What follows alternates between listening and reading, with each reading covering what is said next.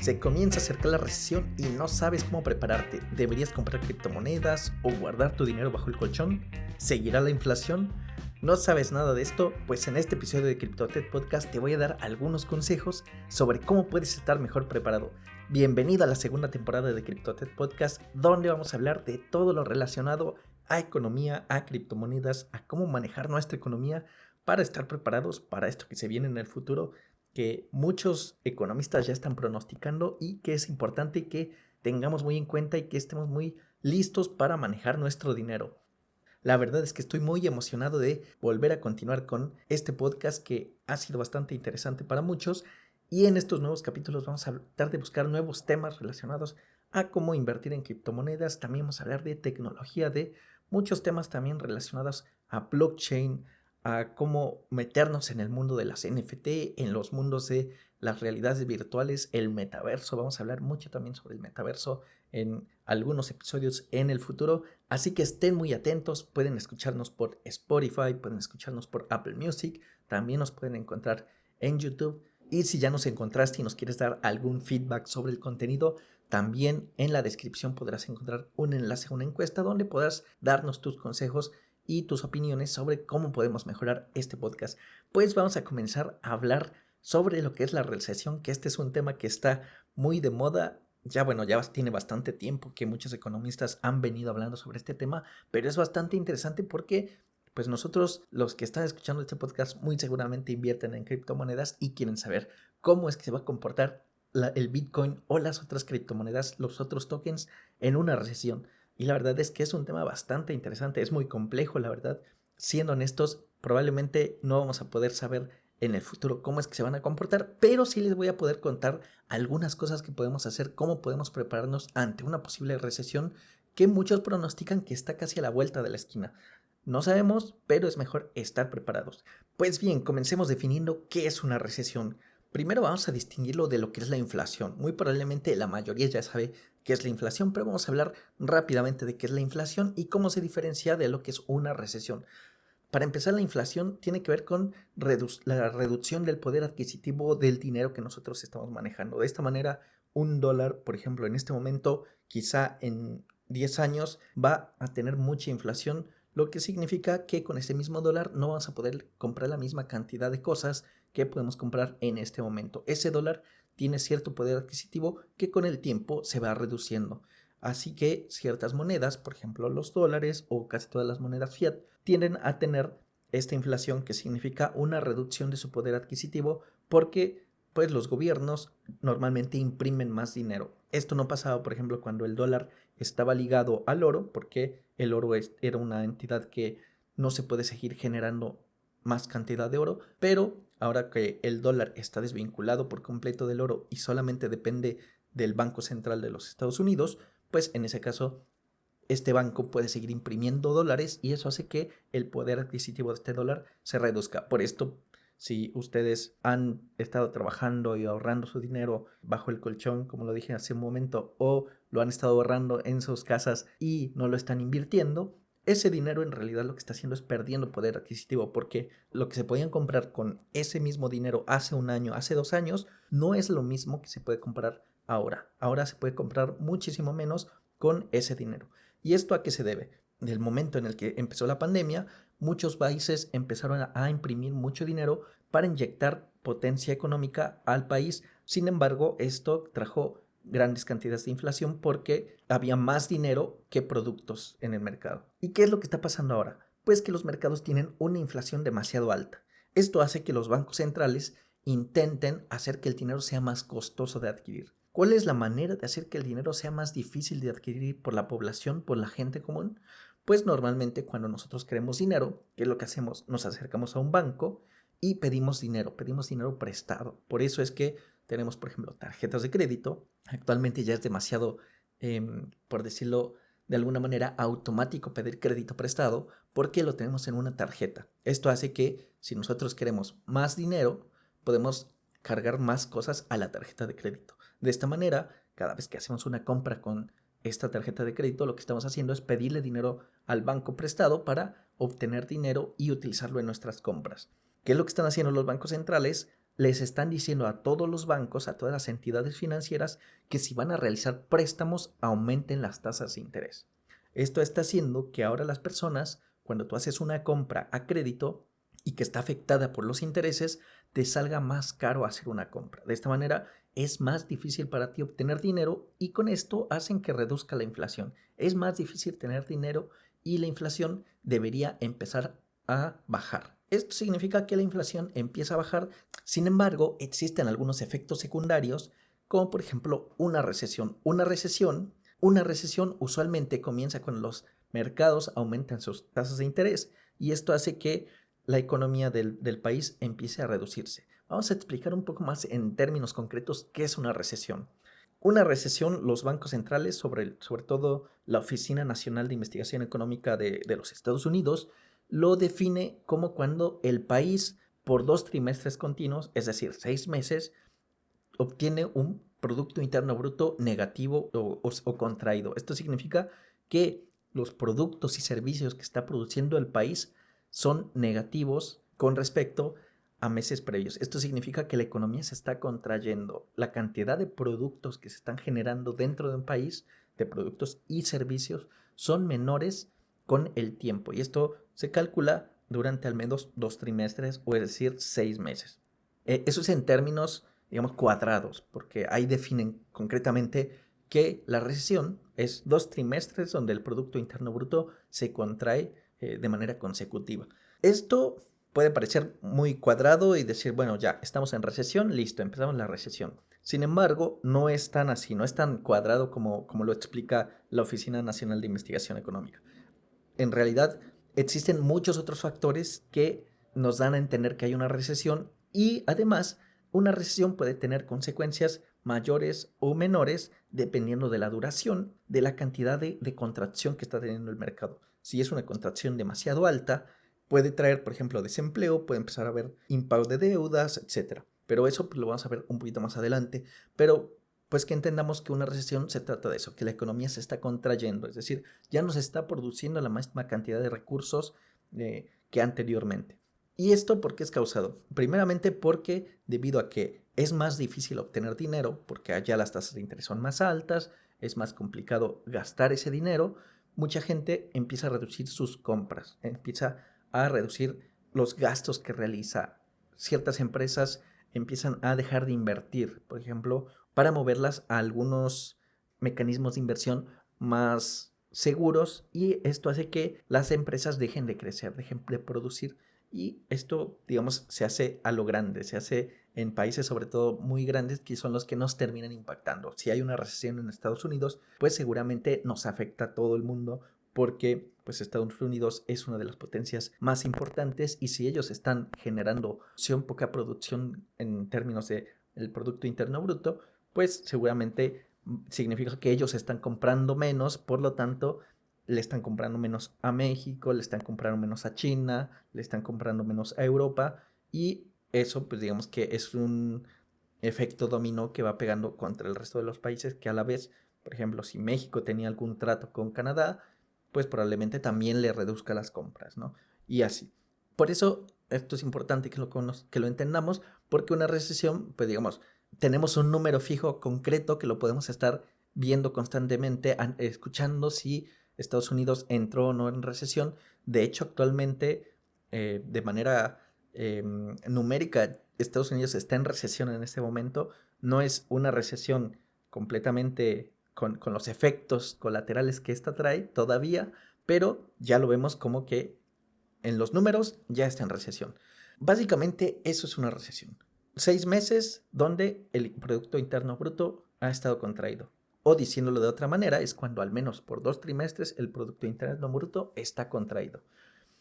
Algunas de las señales de recesión que son las más conocidas, como ya les comentaba, es cuando las reservas federales o los bancos centrales intentan reducir la inflación de manera muy drástica. Es decir, salen un día y dicen a todos los bancos, necesitamos aumentar las tasas de interés para que el dinero sea más difícil de conseguir y la gente empiece a dejar de gastar tanto.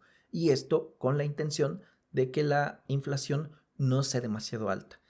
Esto pasó en la segunda semana de junio, cuando la Reserva Federal anunció que aumentaron las tasas de interés desde 1994 y por eso se hace más probable que durante este año tengamos una recesión que pueda durar bastante tiempo y algunas personas, sobre todo los economistas, han estado prediciéndola más o menos desde hace un año o algo así. Y pues básicamente esto hace que hay aumentos considerables en el costo de los préstamos, como lo decía anteriormente. Otra señal de una recesión que es también importante es el índice del SP500 cuando se encuentra en un mercado bajista, o como es mejor conocido por los inversores como bear market, y que viene a ser una expresión que describe cuando las acciones están por debajo del 20% respecto a su punto más alto anterior. ¿Esto por qué pasa? Bueno, porque hay sentimientos de consumidores bajos, la gente siente que está perdiendo su poder adquisitivo y lo que hace es intentar ahorrar, no permite el crecimiento porque la gente no está gastando mucho dinero y esto hace que pues, las empresas empiezan a perder dinero y no estén produciendo lo que estaban produciendo anteriormente. Por eso, digamos, cuando se hace una cuenta al total de cuánto se produjo en el país, pues también es negativo. Por ejemplo, la conocida como Gran Recesión del 2008, que estuvo disparada por todas estas hipotecas subprime, tuvo una duración aproximada de 18 meses. Esto significa que durante 18 meses el mercado estuvo en negativos, estuvo en contracción. Y esto inició más o menos en 2007, duró todo el 2008, casi terminó en el 2009. Como ya lo sabemos, por toda la burbuja inmobiliaria que existió, de ahí pues todo un efecto dominó que afectó a todo el mundo. Otra recesión que hubo, que fue todavía más reciente, es justo en el momento en que estuvo la pandemia, cuando todo cerró, durante cierto tiempo la gente no compró cosas, se encerró, toda la gente estaba espantada, no quería comprar, no quería, salían a trabajar lo mínimo y esto hacía que pues los países produjeran menos. Pero esto duró muy pocos meses, en realidad solo duró 2 meses, fue una mini recesión, por decirlo de alguna manera, y en realidad fue la más corta de la historia, o la que tiene el registro más corto, aunque se desaceleró toda la economía del mundo, muchas personas perdieron su dinero, pero rápidamente toda la economía se ajustó y empezó a haber un crecimiento. En realidad, por ejemplo, muchas empresas o muchos empresarios o gente que era más emprendedora empezó a buscar modelos de negocio que funcionaran trabajando desde casa o utilizando las herramientas que ya tenemos actualmente como el dropshipping, las ventas por internet, etcétera. Y eso hizo que también no se notara tanto el impacto de esa recesión porque por un lado esos 2 meses la economía mundial se redujo, pero al momento de que los países empezaron a emitir más dinero, el poder adquisitivo empezó a crecer y la gente empezó a gastar más y más y más. Y eso hizo que pues empezara a haber más gasto y por lo tanto el Producto Interno Bruto de cada país se mantuvo en valores neutros durante, por ejemplo, ese periodo del tiempo. Por un lado estuvo bien porque la gente no perdió sus trabajos o se recuperó de manera inmediata porque el dinero estuvo invirtiendo dinero en personas, dando apoyos, dando dinero directamente a las personas para que pudieran subsistir, pero el problema fue que empezó a haber mucha inflación y esto está haciendo que ahora los bancos centrales pues estén buscando reducir la inflación utilizando todo lo que dijimos del aumento de tasas de interés. Por otro lado, también hay que diferenciar que una recesión no se trata de una crisis económica. La diferencia entre una recesión y una crisis económica es que la crisis económica es más caótica.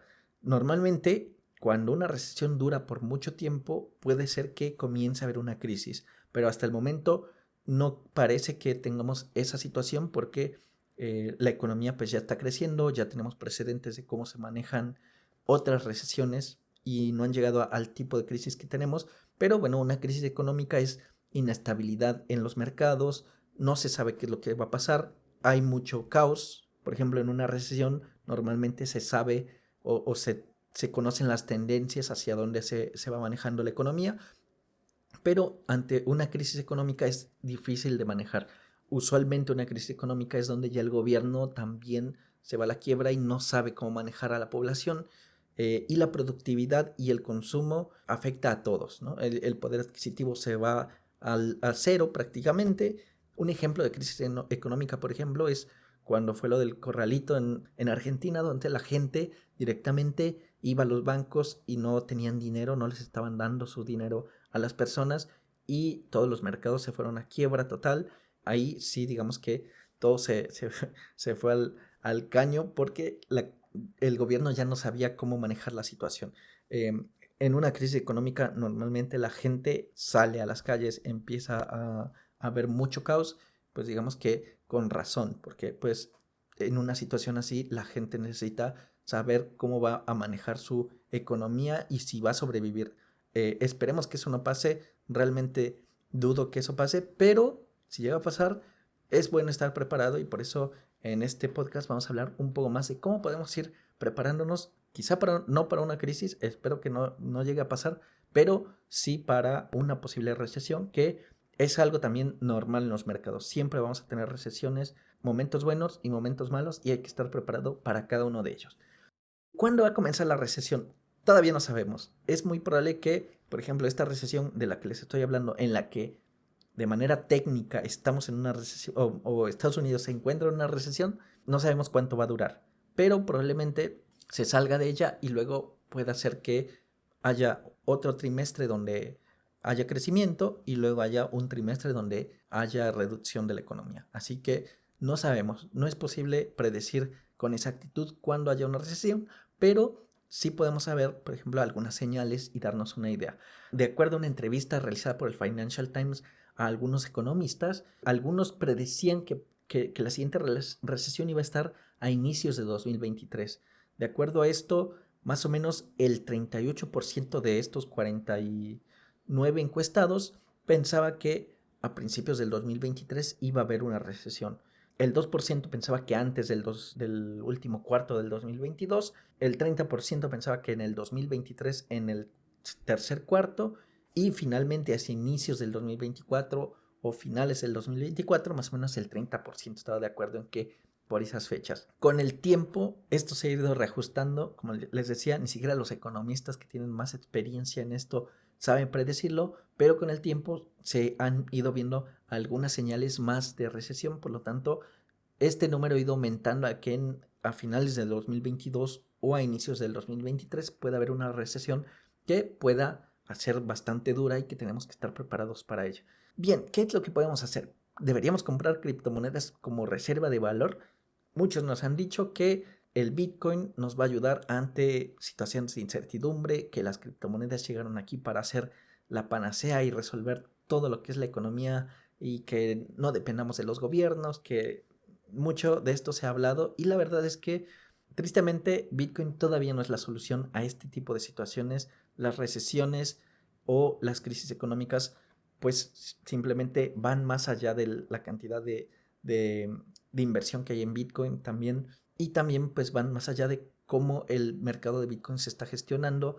Tristemente el Bitcoin no es un depósito de valor. Por ahí Jeff Dorman, el director de inversiones de Arca Funds, que es un administrador de activos digitales, dijo que Bitcoin no es un depósito de valor, sino que más bien se está comportando como un depósito de exceso de valor. Y esto significa que ante situaciones donde la economía está bien, está estable y está en crecimiento, pues usualmente Bitcoin sube de precio. Cuando la economía va mal, pues normalmente baja y pues esto lamentablemente está pasando así con Bitcoin. Probablemente de aquí a unos 10, 20 años se convierta en un depósito de valor, pero en este momento parece que no es la situación. Así que, por un lado, pues no diría que es la mejor solución o la mejor manera de invertir en criptomonedas. Por ejemplo, hablando de Bitcoin, pues no es depósito de valor y probablemente el resto de criptomonedas que se han comportado más o menos de manera coherente con Bitcoin, pues tampoco lo sea. Sin embargo, está bueno que también sepamos que, como vemos que Bitcoin es un depósito de exceso de valor, pues sabemos que en el futuro, cuando la economía se encuentre bien, muy probablemente se va a reposicionar. Por lo tanto, probablemente para superar el hoyo en el que nos podríamos encontrar cuando haya una recesión, no nos va a ayudar mucho. El Bitcoin quizás se va a desplomar de precio y probablemente pues no valga mucho la pena tener Bitcoin en ese momento y pues quizá vamos a necesitar solvencia económica para alguna cosa que nos pueda pasar en el camino y que necesitemos dinero realmente para gastar, para, no sé, alguna deuda o algún problema médico o algún problema del que queramos salir y en ese momento Bitcoin probablemente no sea de tanta utilidad. Sin embargo, está bueno que sepamos que si es un depósito de exceso de valor, quizá está bueno aprovechar esos bajones de precio para ir invirtiendo, no todo nuestro dinero, pero pues sí un poco y armando un colchón para cuando lleguen los momentos mejores.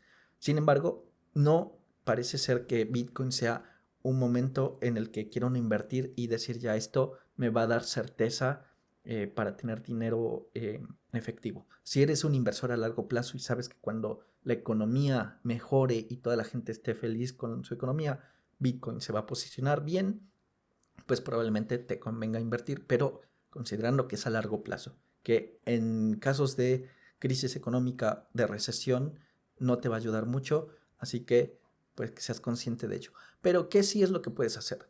Pues muchos economistas lo que nos dicen es que para prepararnos para una recesión lo primero que tenemos que hacer es reducir nuestros gastos. Por ahí la mayor parte de nosotros no tenemos gastos como lo tienen las grandes empresas, probablemente las empresas van a reducir gastos despidiendo personas, van a reducir gastos invirtiendo menos en otras empresas, quizá no manejas un fondo de inversión tan grande como para decir voy a sacar mis inversiones de esta empresa y las voy a meter en aquella otra, pero sí puedes empezar a reducir gastos, por ejemplo, eliminando gastos innecesarios. Por ejemplo, gastos hormiga.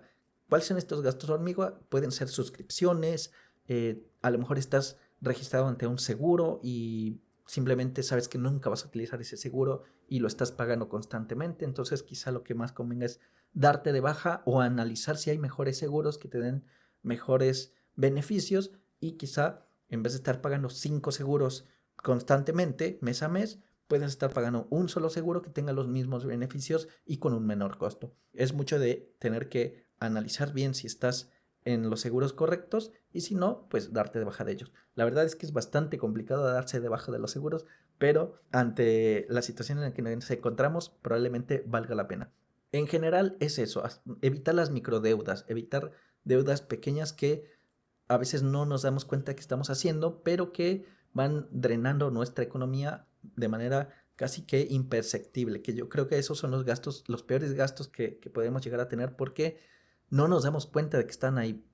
A diferencia, por ejemplo, de, no sé, te compras un auto o te compras un televisor, claramente ves que ahí está el objeto y que lo compraste, pero todos estos gastos que son innecesarios, por ejemplo, a veces puede ser que estés gastando en comprarte un café durante el día, quizá lo más conveniente es, en vez de ir al Starbucks y pedir ese café, quizá comprarte una cafetera y hacerte tu propio café. Cosas de ese tipo puede ser que reduzcan bastante tus gastos y a la larga, cuando hagas la sumatoria de todos estos gastos hormiga, te des cuenta de que estás ahorrando bastante dinero. Entonces, ese es el primer consejo. Elimina todos estos gastos, gastos hormiga, gastos innecesarios, todas estas microdeudas también. Otra cosa, maximizar tu poder adquisitivo. Esto significa que con el dinero que tienes, hacer que puedas comprar más cosas. ¿Cómo puedes hacer esto? Pues puedes hacer compras con descuentos o eliminar compras impulsivas. Si por ejemplo querías comprarte las últimas zapatillas o zapatos Jordan, pues quizá te puedes comprar unos más baratos y puedes comprarte 2 pares de zapatillas para hacer ejercicio. De esta manera estás maximizando tu poder adquisitivo. Con la misma cantidad de dinero estás comprando más de lo que deberías. Otro ejemplo bastante burdo, pero que puede ser, es quizá comprar a granel o comprar comida o alimentos o cosas, productos que son perecederos, pero quizá en familia, por ejemplo, ¿no?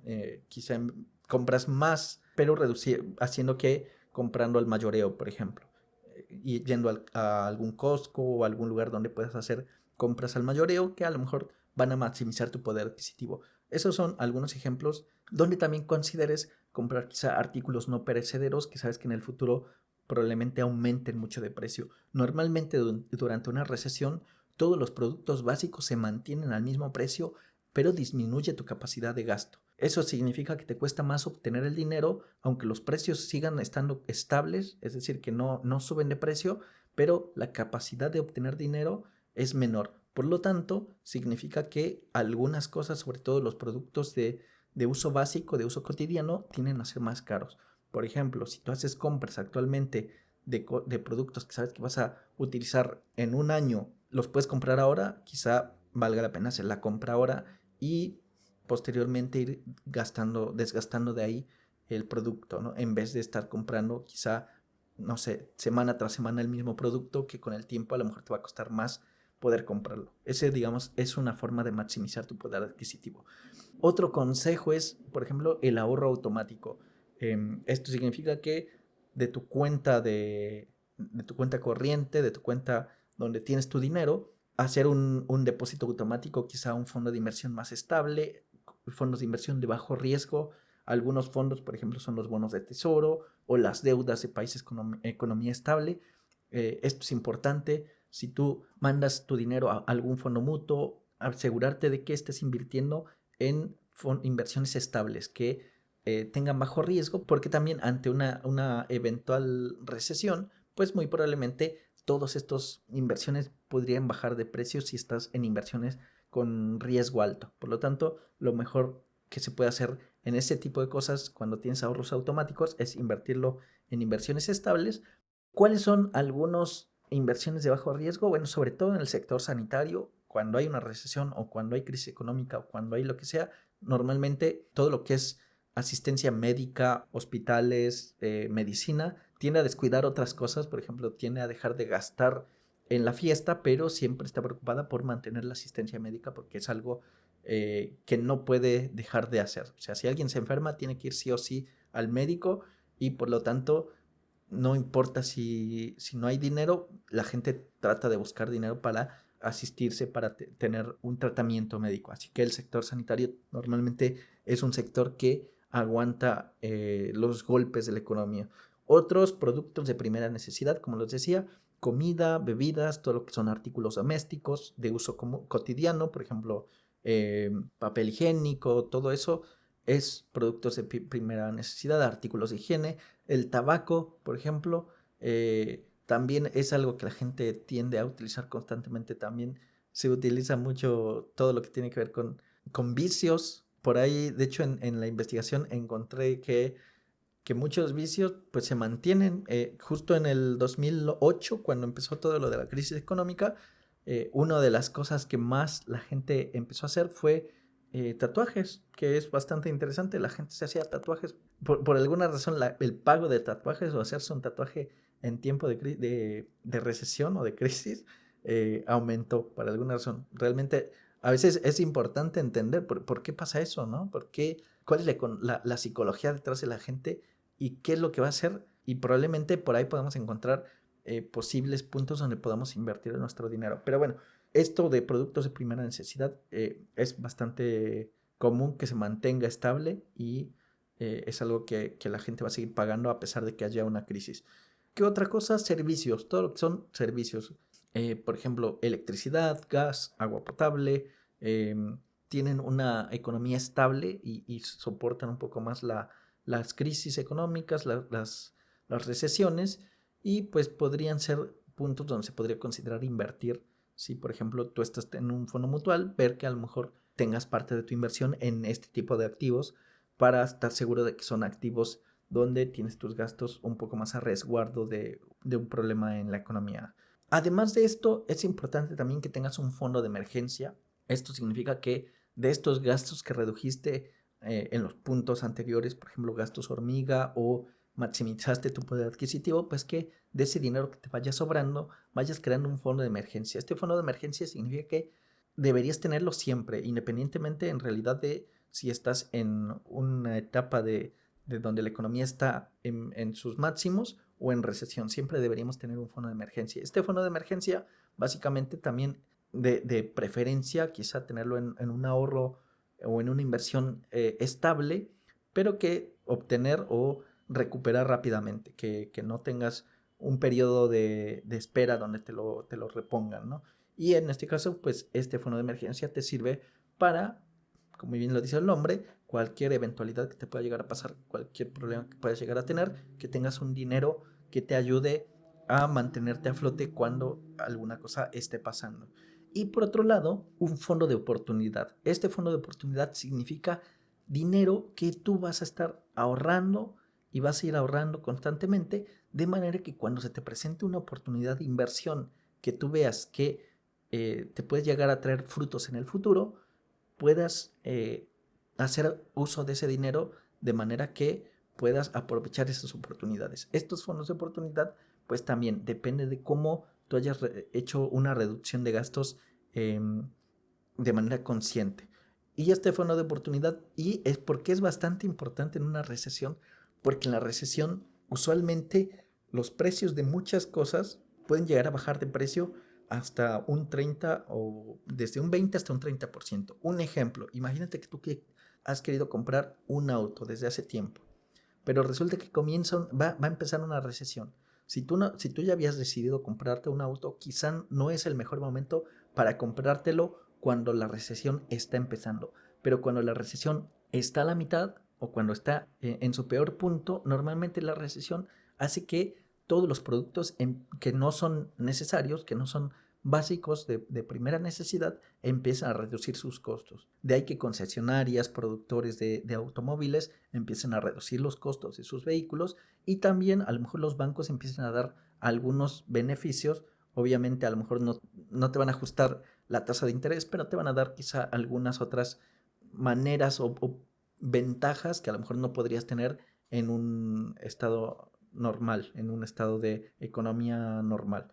Entonces, en ese momento, si tú tienes un fondo de oportunidad, podrías utilizarlo para quizá comprarte el auto a un costo reducido. O mejor aún, a lo mejor ves la oportunidad de invertir en un negocio que sabes que a lo mejor en este momento le está yendo mal, pero en el futuro sabes que se va a reposicionar. Como puede ser, por ejemplo, quizá un negocio que a lo mejor se está manteniendo a flote, pero tú sabes que podrías invertir ahí y mantenerlo a flote un poquito más para que quizá en el futuro se reposicione y tú puedes empezar a ganar beneficios cuando la economía se empiece a estabilizar.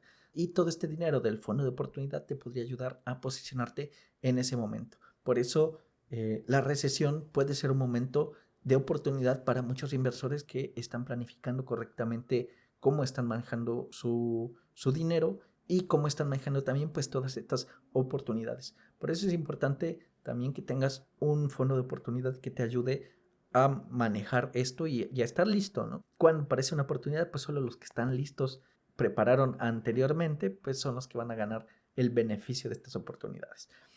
La gente que pierde su trabajo, sobre todo, lamentablemente, es la gente que está menos educada. Todas las personas que tienen alguna habilidad importante, sobre todo en tecnología, o si tienes alguna capacidad técnica, son muy bien pagadas. Se busca a esa gente. Si estás educado o si crees que eres bueno haciendo algo, quizá lo mejor es empezar a desarrollar eso en lo que eres bueno y tratar de ver si existen posibilidad de que tú te vayas metiendo con ese tipo de proyectos que a lo mejor a ti te gustan, ver si puedes sacar algún dinero extra de ellos y tratar de educarte, escuchar cursos, leer libros. La inversión en ti mismo, ya sea educativa o como persona, te va a ayudar muchísimo a estar posicionado para que cuando empiecen los despidos, cuando la gente empiece a perder sus trabajos, pues tengas la oportunidad de posicionarte. Si tú, por ejemplo, crees que estás en riesgo de que si ante una recesión te pueden llegar a despedir, es importante que te vayas preparando, no solo económicamente, sino también que te vayas educando, porque cuando empiezan las recesiones, empiezan a despedir a mucha gente. Entonces el mercado laboral se empieza a volver muy complejo. Cuando es tan complejo, mucha gente empieza a buscar trabajo y solamente aquellos que tienen mejor educación, los que saben manejarse en las situaciones, los que a lo mejor ofrecen algo mejor comparado con el resto a las empresas, van a ser los que van a ser contratados, porque las empresas se empiezan a poner más exigentes, empieza a haber tanta oferta de gente que quiere buscar trabajo, que si eres de las personas que está en el montón, muy probablemente no vas a ser contratado. Entonces, aprovecha, siempre trata de aprender algo nuevo, trata de aprender sobre aquello en lo que te gustaría trabajar o aquello en lo que ya estás trabajando. Seguramente te aseguro que va a ser una herramienta que te va a servir bastante en el futuro. Y no solamente en situaciones de economía inestable, sino también en situaciones de economía próspera. Probablemente si tienes buena educación, si has aprendido muchas cosas, si has crecido como persona y profesional, muy probablemente vas a tener mejores oportunidades y vas a estar listo para atrapar cada una de ellas. Otra cosa bastante importante, si ya estás en una empresa donde te sientes bien y te sientes cómodo, aprende de tus mentores, busca gente que sepas que te puede dar su opinión, te puede dar consejos sobre cómo mejorar tu trabajo, cómo ser un mejor empleado o cómo buscar nuevas oportunidades. Trata de buscar esos mentores eh, porque eso te va a ayudar muchísimo a posicionarte. Y otra cosa también bastante importante es el networking. El networking es todas estas relaciones que tenemos con algunos colegas, con compañeros de trabajo, con los que podemos hablar constantemente sobre cómo les va en su vida laboral, sobre cómo les está yendo, porque nos pueden ayudar quizá luego a buscar también empleos. El networking es bastante importante. Trata de hacer contacto con las personas con las que has trabajado, pregúntales en qué andan, en qué están metidos ahora. Mantén el networking. Eso es bastante importante. Es algo que también necesita hacerse, necesitas invertir un poco de tiempo en eso, pero también te puede dar frutos. Finalmente, deberíamos invertir en criptos, como yo le decía anteriormente, es poco probable que nos ayuden en la recesión, pero son oportunidades que en el futuro pueden llegar a posicionarse. Entonces, ¿hay qué es lo que deberíamos hacer? ¿Deberíamos seguir invirtiendo en criptos? Yo personalmente creo que sí. Sin embargo, es importante que hagamos un análisis bien exhaustivo de en qué estamos invirtiendo. Ahora ya no podemos dejarnos llevar tanto como por el FOMO, como pasó anteriormente. Tenemos que ser bastante detallistas cuando vayamos a elegir en dónde queremos invertir, porque ahora vamos a tener muy poco dinero para invertir, pero es importante que pues lo sigamos haciendo, porque esto es bastante a futuro. Así que probablemente no vas a invertir lo que se estaba invirtiendo anteriormente, que mucha gente pues se volvió loca invirtiendo miles de dólares en Cardano, miles de dólares en Ethereum. Probablemente en etapa de recesión lo menos recomendable sea invertir muchísimo dinero, pero sí está bueno quizá ir posicionando una cartera en diferentes proyectos, pero va a ser una cartera más austera. Quizá ya no vas a invertir tanto dinero como probablemente hubieras invertido en una situación de una economía estable y creciendo, ¿no?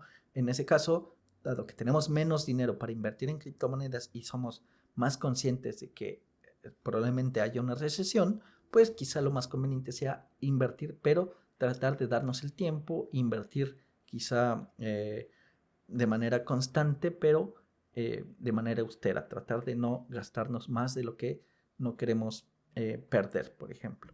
Eh, por ahí ya hemos hablado del dollar cost average, que es invertir quizá $1 al día o $1 cada cierto tiempo en un proyecto, pero hacerlo de manera consciente y constante.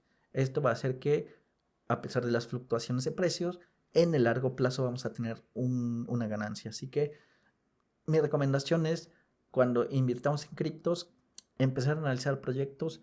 Quizá en este momento la economía no está para que metamos todo nuestro dinero en criptomonedas, pero si te gusta el tema de las criptomonedas, quizá, pero lo que sí podemos invertir, pues es invertir tiempo. Quizá puedes dedicarte a aprender sobre criptomonedas, cuáles son los posibles negocios en el futuro sobre las criptomonedas, qué es lo que se viene, qué es lo que va a pasar cuando la economía se estabilice y empiece a haber crecimiento nuevamente. Ahí, si tú ya tienes conocimiento de cómo funcionan todas las criptomonedas en ese momento, quizá invierte un poco, no inviertas todo el dinero que quizá invertirías en una situación normal de economía, pero podrías ya empezar a invertir tu tiempo, invertir en aprender sobre cripto, en aprender sobre los NFTs, quizá pensar en un modelo de negocio, cómo podrías beneficiarte de él, cuáles son los mejores proyectos en los que podrías invertir en el futuro, cuáles son los que se van a posicionar mejor, por qué tienen, digamos, unas buenas bases cada uno de los proyectos. Si inviertes tiempo, también puede tener un beneficio en el futuro. Así que lo que los invito es a que sigan aprendiendo, a que se preparen para una recesión en el momento en el que sea, podemos estar listos para ella. Y pues la otra es que seamos consistentes, que seamos conscientes y que preparemos todo pues de manera bastante razonable y pues estemos listos para manejar cualquier situación. Y pues hasta aquí este primer capítulo de la segunda temporada de CryptoTech Podcast. Espero que hayan aprendido bastante. La verdad es que estoy bastante contento de volver a retomar estos episodios. Van a ser nuevamente 10 episodios para esta temporada. Vamos a hablar sobre diferentes temas. Y en este tema pues queríamos hablar sobre la recesión y las criptomonedas. Espero que me sigan escuchando en el siguiente capítulo y pues nos escuchamos en el siguiente podcast. Hasta la vista. Chao.